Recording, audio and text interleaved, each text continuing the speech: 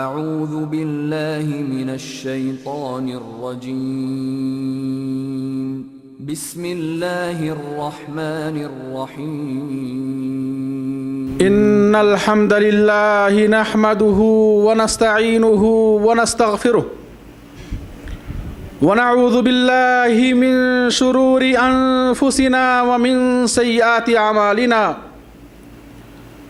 من يهده الله فلا مضل له ومن يضلله فلا هادي له واشهد ان لا اله الا الله وحده لا شريك له واشهد ان محمدا عبده ورسوله اما بعد فان خير الحديث كتاب الله وخير الهدي هدي محمد صلى الله عليه وسلم وشر الامور محدثاتها وكل محدثة بدعة وكل بدعة ضلالة وكل ضلالة في النار يا أيها الذين آمنوا اتقوا الله حق تقاته ولا تموتن إلا وأنتم مسلمون يا أيها الناس اتقوا ربكم الذي خلقكم من نفس واحدة وخلق منها زوجها وبث منهما رجالا كثيرا ونساء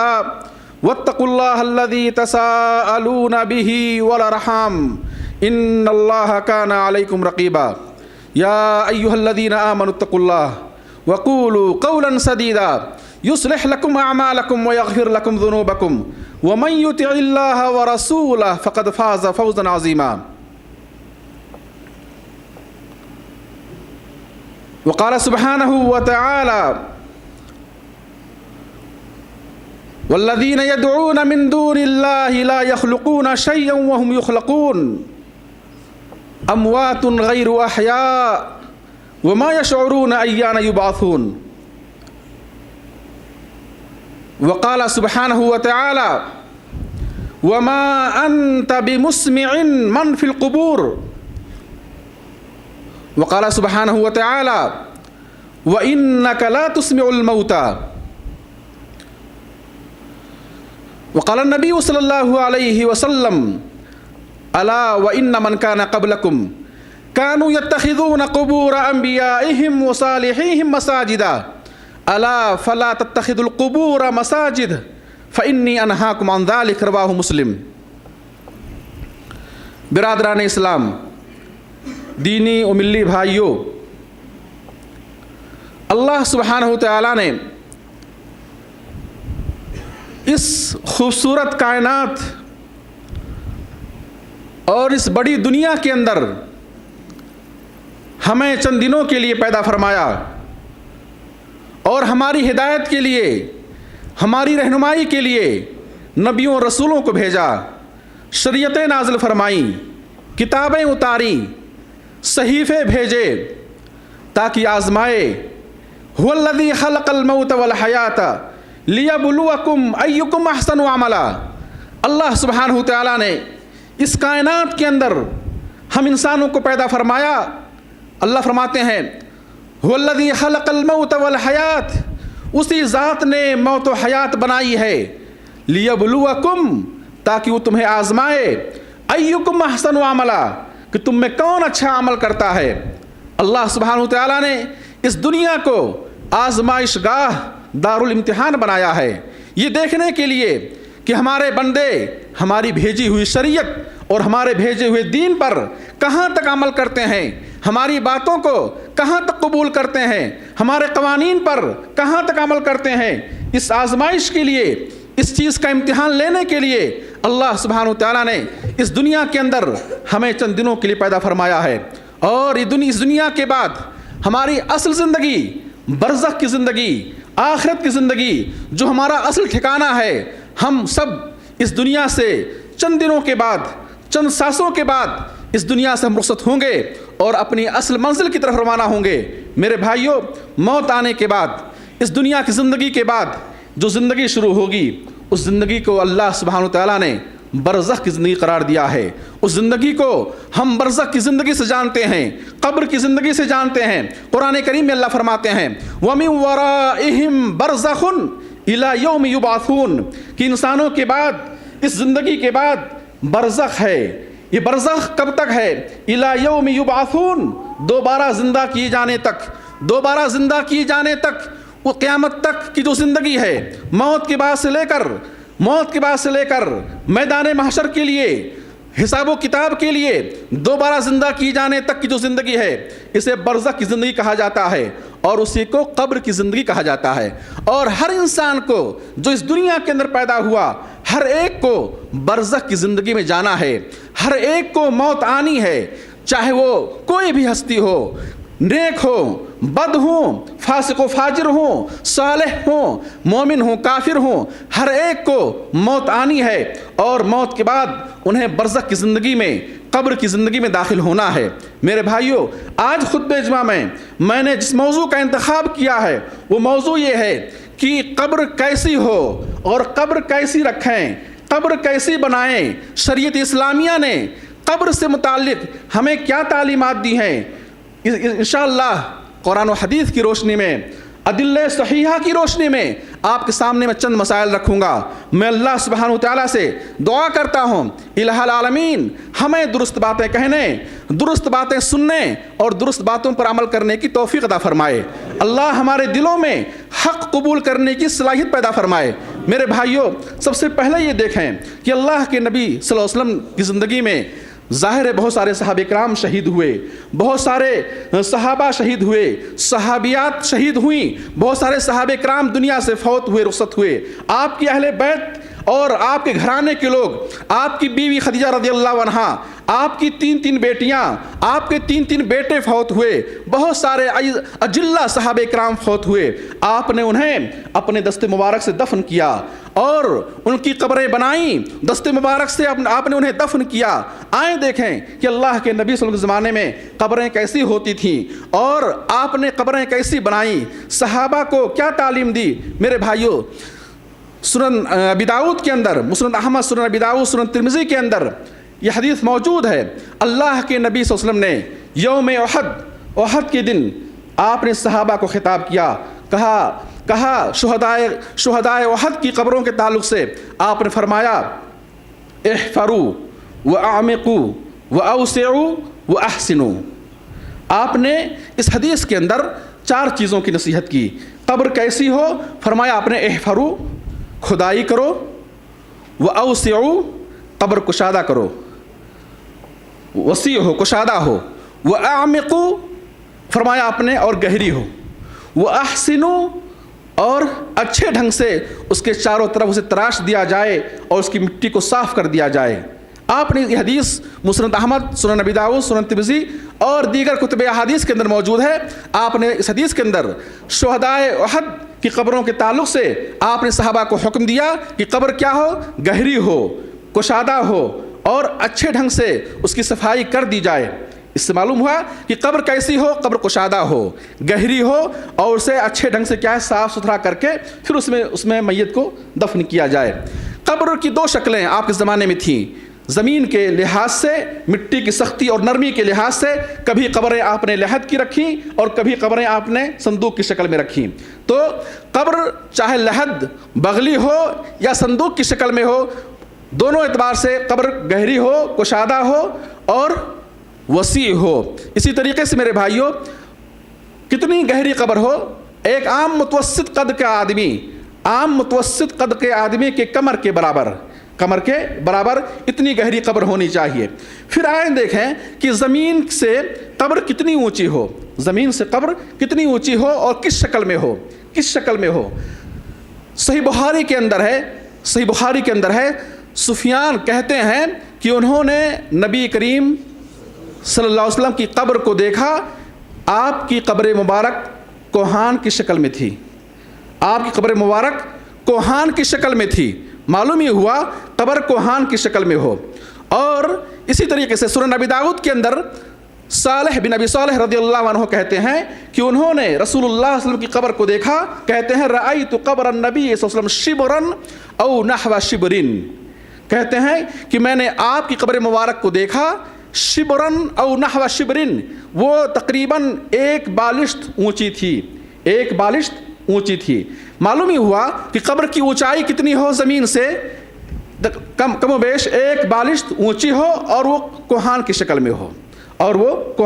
میں ہو، ایسے ہی اللہ کے نبی صلی اللہ علیہ وسلم نے صحابی رسول عثمان بن مظعون رضی اللہ عنہ کو دفن کیا، اور اس کے بعد آپ نے انہیں زمین سے بہت اونچا ان کی قبر کو نہیں رکھا، تقریباً ایک بالشت اونچائی تھی، اور آپ نے ایک پتھر اٹھایا اور قبر کے ایک کنارے علامت کے لیے، نشانی کے لیے رکھ دیا اور کہا یہ میرے بھائی عثمان کی قبر ہے، یہ میرے بھائی عثمان کی قبر ہے۔ تو معلوم ہوا اس حدیث سے کہ قبر کی نشانی کے لیے کہ فلاں کی قبر ہے، اگر گھر والے یا پڑوس کے لوگ یا اعزاء و اقارب اگر نشانی کے طور پر کوئی پتھر وغیرہ رکھ دے، اس میں کوئی حرج کی بات نہیں ہے۔ قبر اونچی بنانے سے آپ نے منع فرمایا صحابی رسول علی رضی اللہ تعالیٰ عنہ نے فرمایا، ابو الحیاج اسدی رضی اللہ عنہ سے روایت ہے، صحیح مسلم کے اندر یہ حدیث موجود ہے، کہتے ہیں کہ علی رضی اللہ عنہ نے فرمایا، الا ابعثک علی ما بعثنی علیہ رسول اللہ صلی اللہ علیہ وسلم، اے ابو الحیاج کیا میں تمہیں وہ ذمہ داری نہ دوں جس ذمہ داری کو ہمارے نبی نے ہمارے سر پہ رکھا تھا فتح مکہ کے موقع پر جب مکہ فتح ہوا اور جزیرے عرب میں اسلام کا بول بالا ہو گیا اور دائرہ اسلام میں لوگ جوق در جوق داخل ہونا شروع ہوئے، تو آپ نے علی رضی اللہ عنہ کو یہ ذمہ داری دی تھی۔ فرمایا علی رضی اللہ عنہ نے کہ آپ نے فرمایا، اے علی جاؤ، ان لا تدع تمثالا الا تمستہ ولا قبرا مشرفا الا سویتہ، رواہ مسلم۔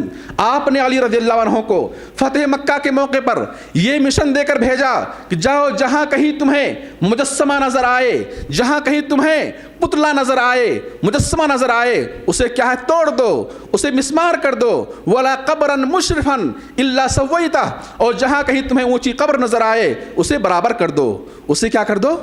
برابر کر دو۔ اور یہ نبی کی ذمہ داری تھی، اور یہ آخری نبی نہیں، ہر نبی کی ذمہ داری ہے۔ اور حدیث ہے، صحیح مسلم کی روایت فرماتے ہیں، ما بعث اللہ من نبی الا کان حقا علیہ ان یدل امتہ علی خیر ما یعلمہ لہم ویحذرہم من شر ما یعلمہ لہم۔ آپ فرماتے ہیں کہ اللہ سبحانہ تعالیٰ نے اس دنیا کے اندر جتنے نبی بھیجے، ہر نبی کے ذمہ یہ واجب رکھا، ہر نبی کو ذمہ داری دی کہ وہ اپنی امت کے حق میں جتنی مفید باتیں جانتا ہے اپنی امت کو ان مفید باتوں کی تعلیم دے دے، اور اپنی امت کے حق میں جتنی وہ شر باتیں جانتا ہے جو اسے بتلائی گئی ہیں کہ امت کے اندر، تمہاری قوم میں، تمہاری امت میں یہ برائیاں پیدا ہوں گی، یہ گمراہیاں پیدا ہوں گی، اللہ کی طرف سے نبیوں کو جتنی باتوں کا علم دیا گیا ہے، نبی کی ذمہ داری ہوتی ہے کہ اپنی امت کو ان تمام نقصانات سے، ان تمام شر سے، ان تمام گمراہیوں سے انہیں متنبہ کر دے، خبردار کر دے۔ یہ نبی کی ذمہ داری تھی۔ چنانچہ میرے بھائیوں،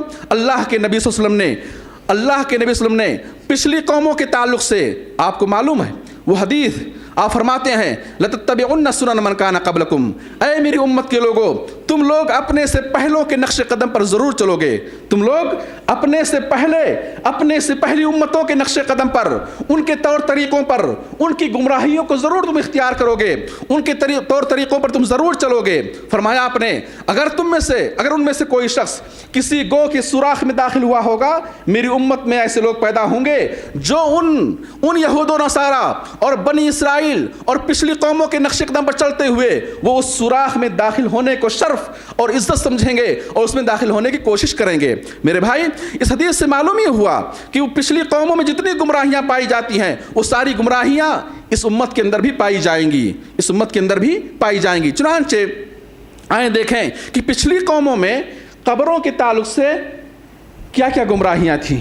پچھلی قوموں میں قبروں کے تعلق سے میرے بھائی، ایک مرتبہ ام سلمہ رضی اللہ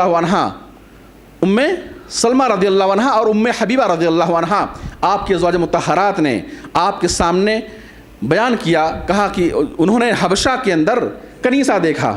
یہ حبشہ گئی تھی اور حبشہ کے اندر انہوں نے کیا ہے کنیسہ دیکھا، عیسائیوں کی عبادت گاہ دیکھی۔ تو کہا، اے اللہ کے نبی، ہم نے حبشہ کے اندر دیکھا، کنیسہ دیکھا، اور اس کنیسے کے اندر تصویریں ہیں، مجسمے ہیں۔ آپ نے فرمایا، اولئک اذا مات فیہم الرجل الصالح، وہ ایسی قوم ہے، وہ ایسے لوگ ہیں جب ان میں کوئی نیک آدمی فوت ہوتا، اذا مات فیہم الرجل الصالح، ان میں جب کوئی نیک آدمی فوت ہوتا، بنوا علی قبرہ مسجدا، تو کیا کرتے؟ اس نیک آدمی کی قبر کو سجدہ گاہ بنا لیتے، اس نیک آدمی کی قبر کو قبلہ بنا لیتے، اس نیک آدمی کی قبر پر مسجدیں بنا لیتے۔ وصوروا فیہ تلک الصور، اور نہ صرف قبریں بناتے بلکہ قبروں کے بنانے کے ساتھ ساتھ وہ ان کی تصویریں بھی وہاں کیا ہے رکھ دیا کرتے تھے، ان کی تصویروں کو دیکھ کر تبرک حاصل کرتے، ان کی تصویروں کو قبلہ بناتے، ان کی تصویروں کو بوسہ دیتے، چومتے اور اس طریقے سے ان کی تعظیم کرتے۔ آپ فرماتے ہیں اولئک شرار الخلق عند اللہ، اولئک شرار الخلق عند اللہ، وہ لوگ اللہ کے نزدیک بدترین مخلوق ہیں۔ یہ حدیث صحیح مسلم کے اندر موجود ہے۔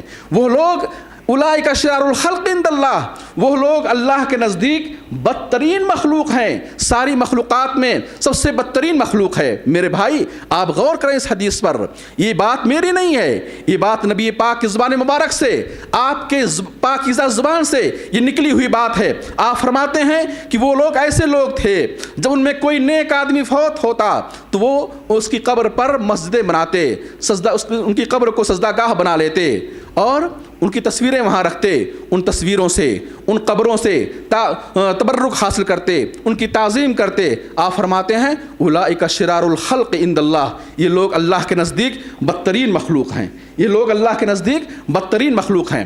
ایسے ہی صحابی رسول جندب رضی اللہ عنہ سے روایت ہے اور یہ حدیث بھی صحیح مسلم کے اندر موجود ہے۔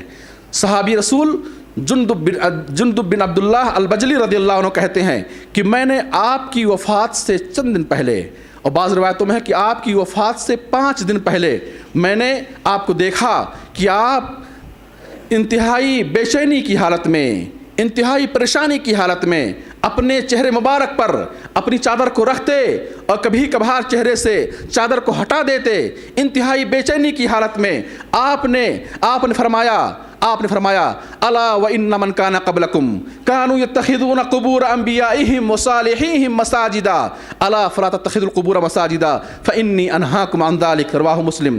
فرمایا آپ نے اس حالت میں کہ اے لوگو، الا وان من کان قبلکم، سن لو تم سے پہلے ایسی قومیں گزری ہیں، تم سے پہلے ایسی قومیں گزری ہیں، کانوا یتخذون قبور انبیائہم وصالحیہم مساجدا، جو اپنے نبیوں اور اپنے صالحین اور اپنے نیک بندوں کی قبروں کو مسجدیں بنا دیتے تھے، سجدہ گاہ بناتے تھے۔ فالا، سن لو، فلا تتخذوا القبور مساجدا، تم لوگ قبروں کو سجدہ گاہ نہ بنانا، فانی انہاکم عن ذلک، میں تمہیں اس سے روکتا ہوں، میں تمہیں اس سے روکتا ہوں۔ اور ایک دوسری حدیث صحیح مسلم کے اندر موجود ہے، فرمایا آپ نے اپنی وفات سے چند دن پہلے لعن اللہ الیہود والنصارى، لعن اللہ الیہود والنصارى اتخذوا قبور انبیائہم مساجدا، فرماتے ہیں آپ کہ اللہ کی لعنت ہو یہودیوں پر، عیسائیوں پر، جنہوں نے اپنے نبیوں کی قبروں کو مسجدیں بنا ڈالیں، اپنے نبیوں کی قبروں کو سجدہ گاہ بنا ڈالا۔ سن لو تم لوگ ایسا نہ کرنا۔ عائشہ رضی اللہ عنہ کہتی ہیں اگر آپ کی قبر مبارک کے تعلق سے یہ خوف نہ ہوتا تو آپ کی قبر مبارک کو آپ کی قبر کو کھلی رکھا جاتا۔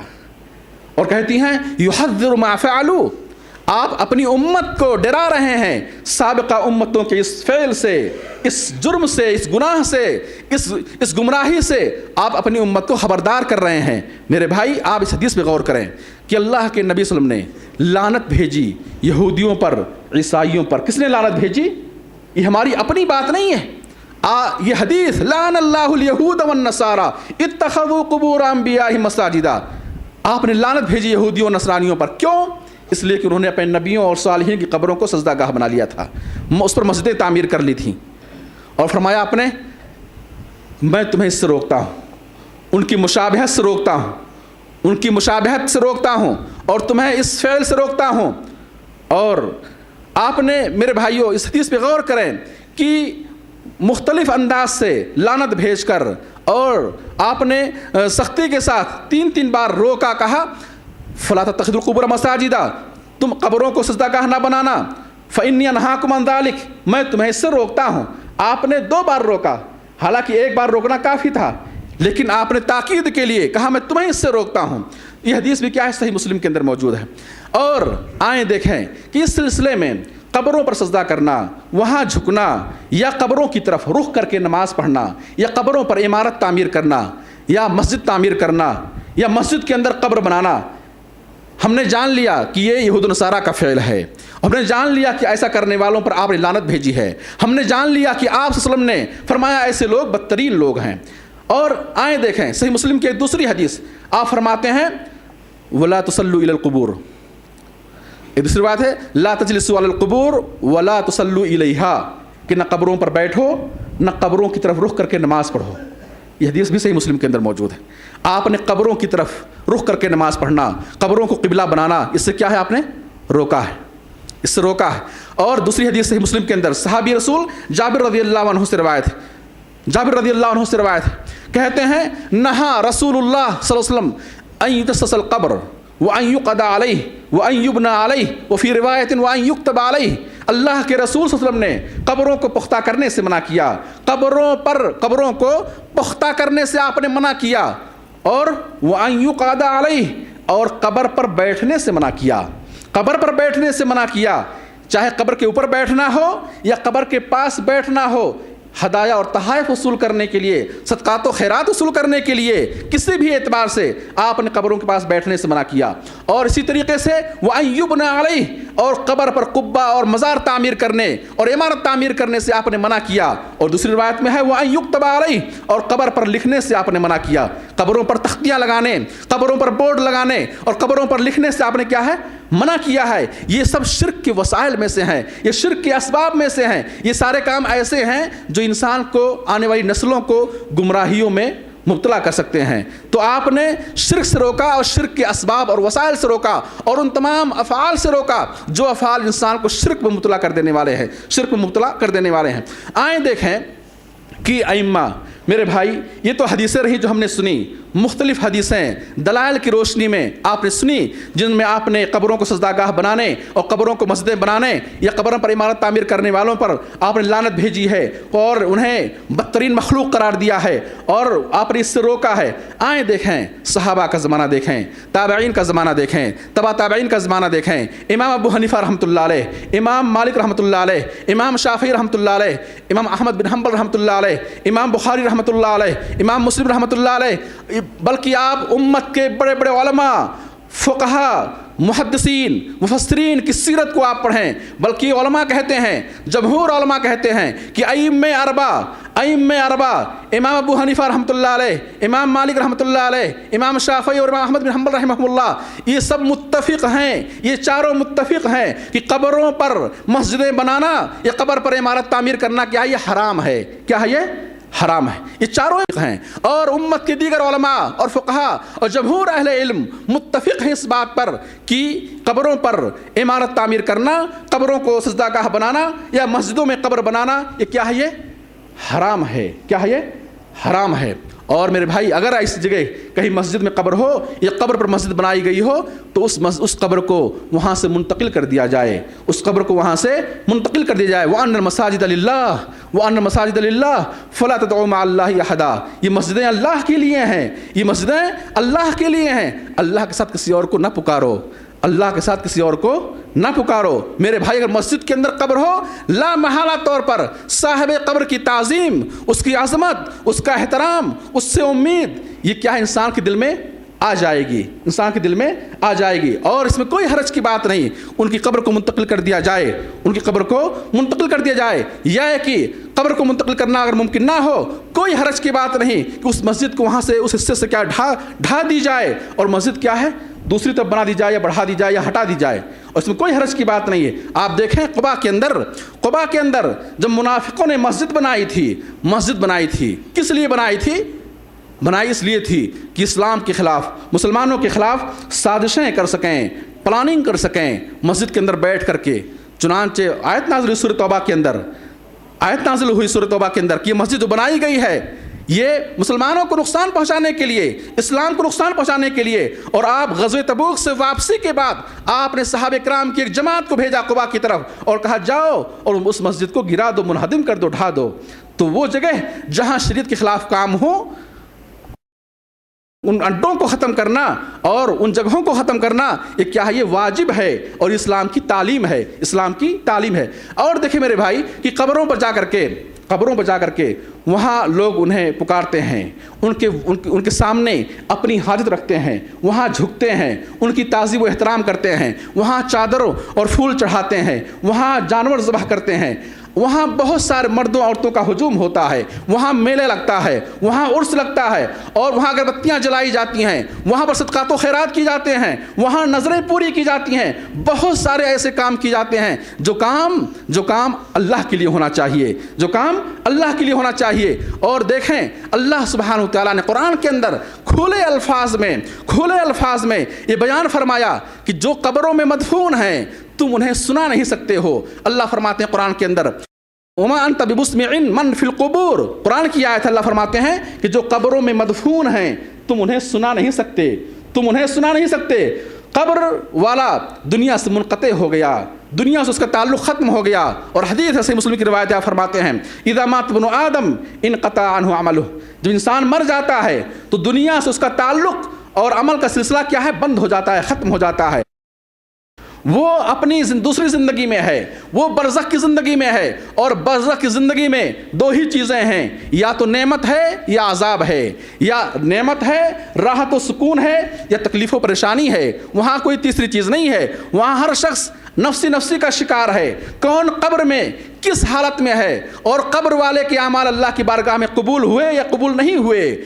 میرے بھائی اس کا علم صرف اللہ کو ہے، قطعی علم بندوں کو نہیں ہے۔ ہمیں نہیں معلوم کہ یہ صاحب قبر اپنی قبر کے اندر کس حالت میں ہے، یہ صاحب قبر اپنی قبر کے اندر کس حالت میں ہے، اللہ کی نعمت میں ہے، راحت و آرام میں ہے، یا آزمائشوں میں ہے، فتنوں میں ہے، عذاب میں ہے، ہمیں اس کی خبر نہیں ہے۔ اس کا علم اللہ کو ہے، پھر ہم اپنی باتیں ہم قبر والوں کو سنا نہیں سکتے ہیں۔ اللہ کہتا ہے انک لا تسمع الموتى، اے نبی تم مردوں کو نہیں سنا سکتے، تم مردوں کو اپنی بات نہیں سنا سکتے۔ ہاں اللہ سبحانہ وتعالیٰ اگر چاہے تو وہ اپنی حکمت کے تحت اور ضرورت کے تحت اللہ نے مردوں کو بعض چیزیں کبھی کبھار سنائی ہیں۔ مثال کے طور پر جب انسان، حدیث ہے صحیح بخاری کی روایت ہے کہ جب دفن کر کے دفن کرنے والے قبر سے رخصت ہوتے ہیں، اپنے گھروں کی طرف واپس ہوتے ہیں، انہ لیسمع قرآن علیہم، وہ میت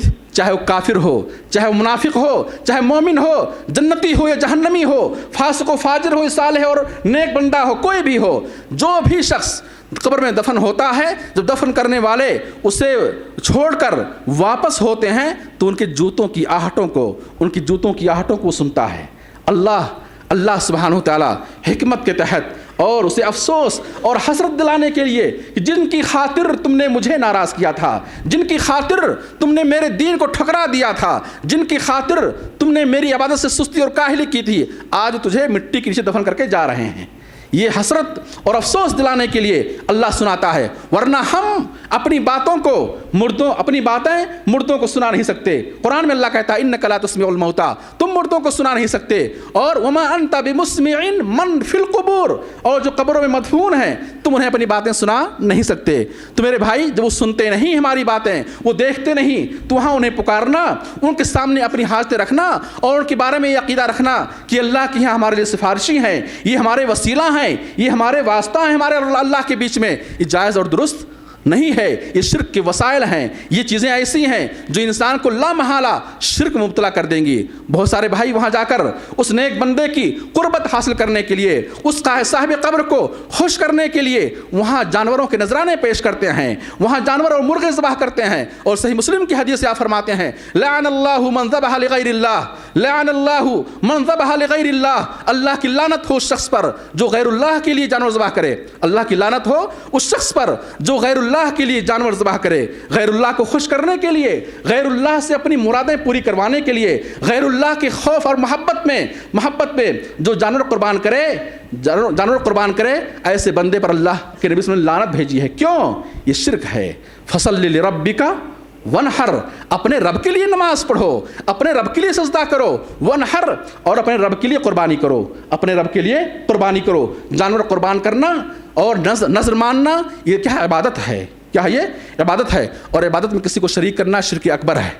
ایسے ہی طواف صرف اور صرف اللہ کے گھر خانہ کعبہ کا کیا جائے گا.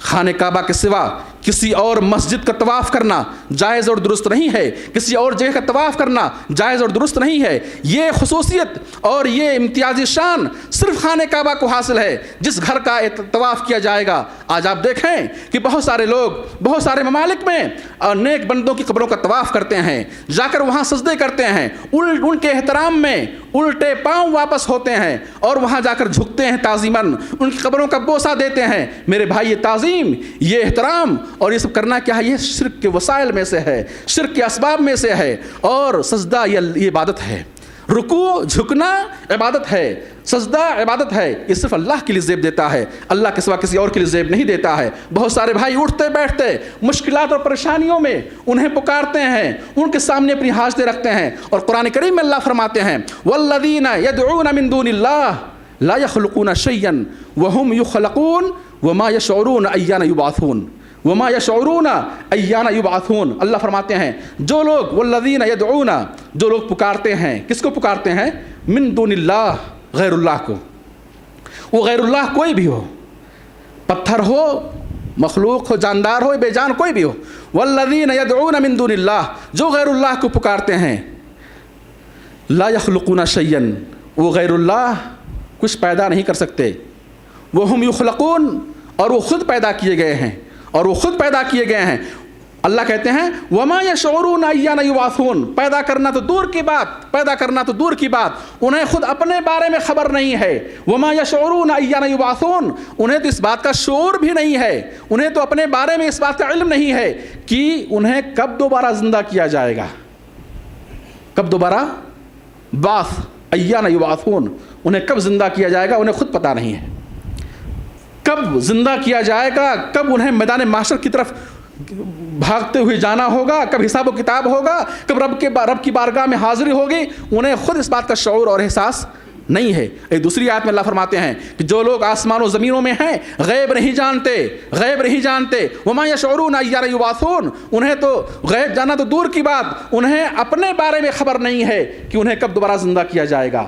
وہ زندگی, برزخ کی زندگی, قبر کی زندگی دنیا کی زندگی سے بالکل مختلف ہے. اس زندگی کا شعور اور احساس, اس زندگی کی حقیقت اور کیفیت کا علم ہمیں نہیں دیا گیا ہے. قرآن کریم میں اللہ نے فرمایا وَلَٰكِن لَا تَشْعُرُونَ, کہ برزخ کی زندگی کو, وہاں کی حیات کو, وہاں کی زندگی کو تم محسوس نہیں کر سکتے.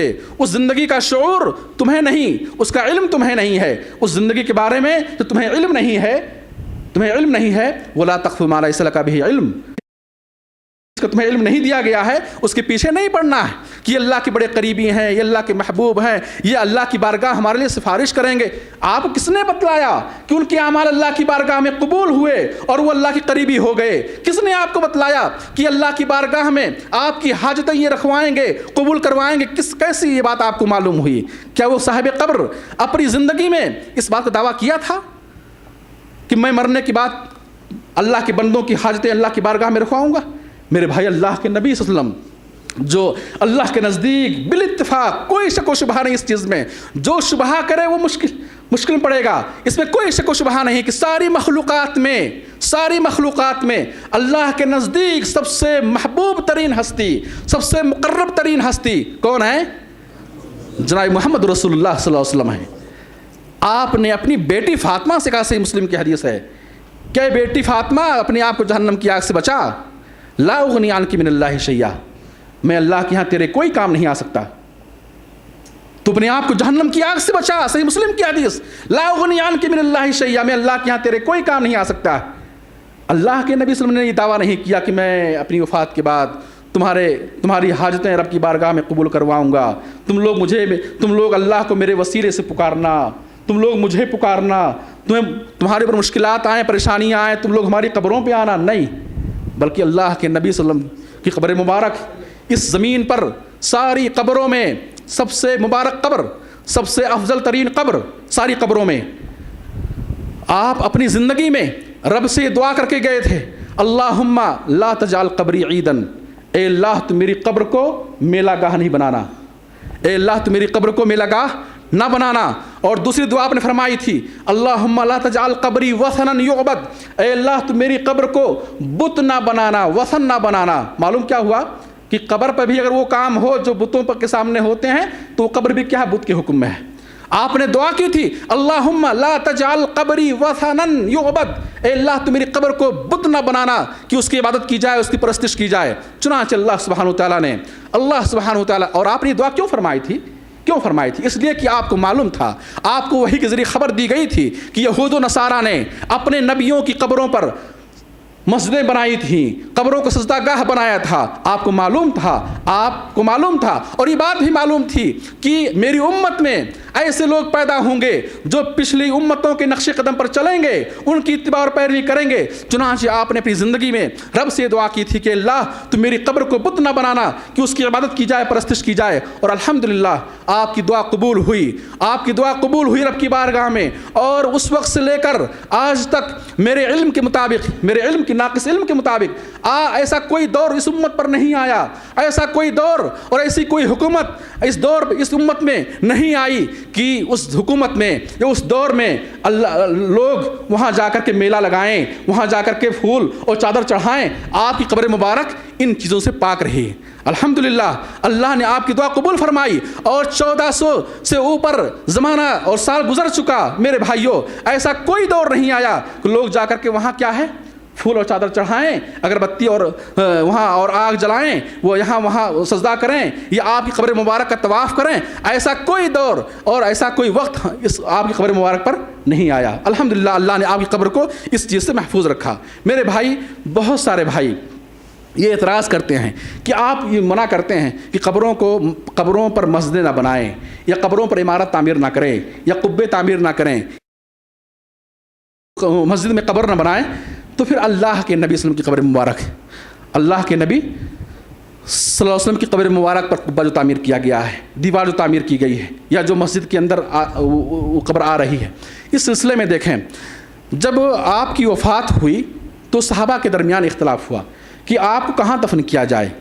ہر شخص یہ چاہتا تھا کہ آپ کی قبر اس کی زمین میں ہو، اس کے گھر کے پاس ہو اور اس کی خاص پراپرٹی میں ہو. اس موقع پر مسند احمد کی روایت ہے، صحابی رسول ابو بکر صدیق رضی اللہ عنہ نے یہ حدیث بیان کی. صحابہ میں اختلاف ہوا کہ آپ کو کہاں دفن کیا جائے، اور آپ کی قبر اگر بقیع قبرستان میں ہو تو بقیع قبرستان میں کس جگہ ہو. ہر کوئی چاہتا تھا کہ ہمارے میت کے قریب میں آپ کی قبر ہو، ہماری میت کے قریب میں آپ کی قبر ہو. یہ اختلاف صحابہ میں ہوا. اس موقع پر صحابی رسول ابو بکر صدیق رضی اللہ عنہ نے یہ حدیث سنائی. فرمایا کہ رسول اللہ صلی اللہ علیہ وسلم نے فرمایا ما من نبی مات الا وقبض فی موضع قبرہ. یہ حدیث مسند احمد کے اندر موجود ہے.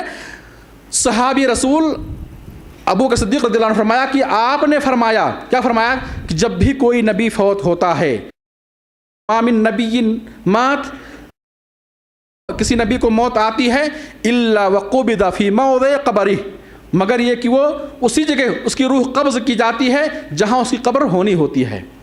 جہاں وہ فوت ہوتا ہے، جس جگہ اس کی روح قبض کی جاتی ہے اسی جگہ اس کی قبر ہوتی ہے.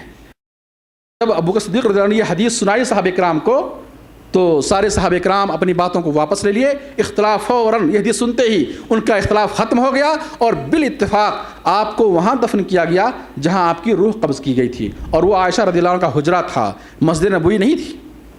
میرے بھائی، اگر مسجد میں نیک بندوں کو دفن کرنا یہ ثواب کا باعث ہوتا یا اسلام کا حصہ ہوتا، یہ ایک اچھی چیز ہوتی، مستحب چیز ہوتی، تو صحابہ کرام کے درمیان اختلاف نہ ہوتا، بلکہ سارے صحابہ کرام کہتے کہ بھائی یہ مسجد کس کی ہے؟ اللہ کے نبی صلی اللہ علیہ وسلم نے دست مبارک سے مسجد بنائی ہے، اس کی فضیلت ہے. بہتر تو یہ ہے کہ آپ کو کہاں دفن کیا جائے؟ مسجد نبوی میں. لیکن کہاں دفن کیا گیا؟ اور دفن کرنے سے پہلے صحابہ نے، کسی صحابی نے نہیں کہا کہ آپ کو مسجد نبوی کے اندر دفن کیا جائے. کسی نے نئی بات نہیں پیش کی، کسی نے رائے نہیں پیش کی. اختلاف ہوا دوسری جگہوں پر. اگر مسجدوں میں نیک بندوں کو دفن کرنا اگر اس کی گنجائش ہوتی تو صحابہ کرام اختلاف کیے بغیر آپ کو مسجد نبوی میں دفن کر دیتے.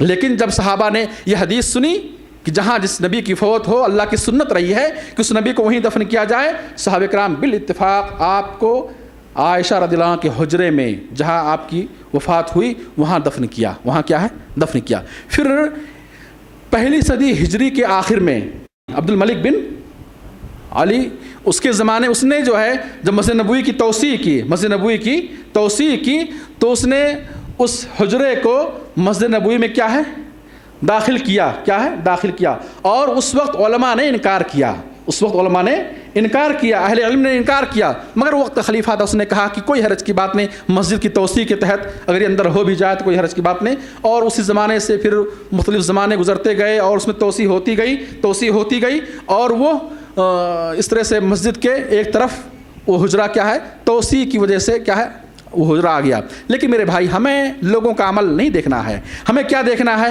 اللہ کے نبی صلی اللہ علیہ وسلم نے قبروں سے متعلق ہمیں امت کو کیا تعلیم دی ہے، اور آپ نے کہاں دفن کرنے کا حکم دیا ہے اور کیا کام وہاں کرنے کا حکم دیا۔ بہت سارے بھائی معاف کریے وقت تنگ ہے، بہت سارے بھائی جا کر وہاں قرآن کی تلاوت کرتے ہیں، سورہ یاسین پڑھتے ہیں، سورہ فاتحہ پڑھتے ہیں، چار رکوع پڑھتے ہیں، فاتحہ خوانی کرتے ہیں، وہاں اگربتی جلاتے ہیں، یہ سب کام کیا ہے؟ منع ہے۔ آپ نے قبروں پر نماز پڑھنے، قبروں کو قبلہ بنانے اور قبر پر قرآن پڑھنے سے کیا منع کیا ہے۔ حدیث آپ فرماتے ہیں صحیح بخاری کی روایت، اجعلوا من صلاتکم فی بیوتکم ولا تتخذوها قبورا، کیا یہ لوگوں اپنی کچھ نمازیں اپنے گھر میں رکھا کرو، اپنی کچھ نمازیں نفلی نمازیں اپنے گھر میں رکھا کرو، اپنے گھروں کو قبرستان نہ بناؤ، اپنے گھروں کو قبرستان نہ بناؤ۔ اور ایک دوسری حدیث فرمایا آپ نے کہ لا تتخذوا بیوتکم قبورا، اپنے گھروں کو قبرستان نہ بناؤ۔ جس گھر میں سورہ بقرہ کی تلاوت ہوتی ہے، دوسری روایت میں ہے جس گھر میں قرآن کی تلاوت ہوتی ہے وہاں شیطان داخل نہیں ہوتا ہے۔ اپنے گھر کو قبرستان نہ بناؤ، گھر میں قرآن پڑھا کرو۔ آپ نے قبرستان میں قرآن پڑھنے سے منع کیا۔ اور میرے بھائی سیرت اٹھا کے دیکھ لیں، احادیث کو چھان ڈالیں، آپ کبھی بھی کسی قبر کے پاس جا کر کے وہاں آپ نے چاروں قل یا سورہ یاسین یا سورہ فاتحہ یا کوئی اور سورہ آپ نے وہاں تلاوت نہیں کی، نہ آہستہ آواز میں نہ بلند آواز میں، نہ آہستہ آواز میں نہ بلند آواز میں۔ تو ان چیزوں سے آپ نے روکا ہے۔ وہاں جا کر قرآن پڑھنا، نماز پڑھنا یا وہاں سجدے کرنا، طواف کرنا، رکوع کرنا، یہ سب کیا ہے؟ غیر اسلامی فعل ہے اور اس کی قطعاً جائز نہیں ہے، اور یہ وہ چیزیں ہیں انہیں پکارنا، ان سے مانگنا گناہ، یہ شرک اکبر ہے۔ اور قرآن کریم اللہ فرماتے ہیں وَمَنْ أَضَلُّ مِمَّنْ يَدْعُو مِن دُونِ اللَّهِ مَنْ لَا يَسْتَجِيبُ لَهُ إِلَى يَوْمِ الْقِيَامَةِ وَهُمْ عَنْ دُعَائِهِمْ غَافِلُونَ۔ اللہ فرماتے ہیں اس شخص سے بڑا گمراہ کون ہے، اس شخص سے بڑا گمراہ کون ہے جو غیر اللہ کو پکارے، اور غیر اللہ من لا يستجیب له الى یوم القیامہ، جو قیامت تک اس کی پکار کو قبول نہیں کر سکتے، جو قیامت تک اس کی پکار کو قبول نہیں کر سکتے۔ وَهُمْ عَنْ دُعَائِهِمْ غَافِلُونَ، اور وہ ان کی پکار سے غافل ہیں۔ اللہ کہتے ہیں وَهُمْ عَنْ دُعَائِهِمْ غَافِلُونَ، وہ ان کی پکار سے غافل ہیں۔ کون انہیں پکار رہا ہے، کون ان کا واسطہ اور وسیلہ لے رہا ہے، انہیں کوئی خبر نہیں ہے، انہیں کوئی خبر نہیں ہے، وہ اس سے کیا ہے؟ غافل ہے۔ لہذا میرے بھائیو ضرورت ہے کہ ہم شریعت اسلامیہ کا مطالعہ کریں، ہم اسلامی عقیدوں کو پڑھیں، ہم قرآن کریم کا مطالعہ کریں، ترجموں کے ساتھ، تفاسیر کے ساتھ، اہل علم کے ساتھ بیٹھیں، اہل حق کے ساتھ بیٹھیں، ان کی باتوں کو سنیں، ان کے دلائل کو سنیں، اور وہ گمراہیاں اور وہ غلطیاں جو ہمارے عقیدوں میں پائی جا رہی ہیں، ہماری باتوں میں پائی جا رہی ہیں، ہمارے اخلاق و معاملات میں پائی جا رہی ہیں، ہمارے کردار میں پائی جا رہی ہیں، ان غلطیوں کی اصلاح کریں، ورنہ قیامت کے روز کوئی کسی کام نہیں آئے گا۔ یہ دنیا کی یہ زیب و زینت اور یہ دنیا کے عیش و آرام اور یہ گمراہ کن اور گمراہ کرنے والے یہ علماء سو اور یہ دعات الی جہنم اور جہنم کی طرف بلانے والے یہ دعات، یہ خطبہ، یہ واعظین کل تمہارے کام نہیں آ سکتے ہیں، اللہ کی بارگاہ میں تمہارے کام نہیں آ سکتے ہیں، اور اس وقت افسوس کرنا کوئی فائدہ نہ دے گا۔ ضرورت ہے کہ ہم خود کھڑے ہوں، اور الحمدللہ دین محفوظ ہے اور قیامت تک محفوظ رہے گا، دین محفوظ ہے، قیامت تک محفوظ رہے گا۔ آپ اس دین حق کو تلاش کریں اور رب سے دعا کریں اہدنا الصراط المستقیم، کہ اللہ تمہیں صراط مستقیم کی ہدایت دے، ہمیں اس راستے کی ہدایت دے جو راستہ تیرے نبی کا راستہ ہے، وہ جو تیرے نبی کے صحابہ نے اختیار کیا ہے، اللہ تو ہمیں اس راستے کی ہدایت دے۔ اللہ ہم سب کو صراط مستقیم پر چلنے کی توفیق عطا فرمائے۔ اللہ ہم سب کو قرآن و سنت کے مطابق زندگی بسر کرنے کی توفیق عطا فرمائے۔ آمین رب العالمین۔ ربنا آتنا فی الدنیا حسنہ وفی الآخرۃ حسنہ وقنا عذاب النار۔ ربنا ظلمنا انفسنا وان لم تغفر لنا وترحمنا لنکونن من الخاسرین۔ ربنا تقبل منا ربنا تقبل منا انك انت السميع العليم وتب علينا انك انت التواب الرحيم. اقول قولي هذا واستغفر الله لي ولكم ولسائر المسلمين فاستغفروه انه هو الغفور الرحيم.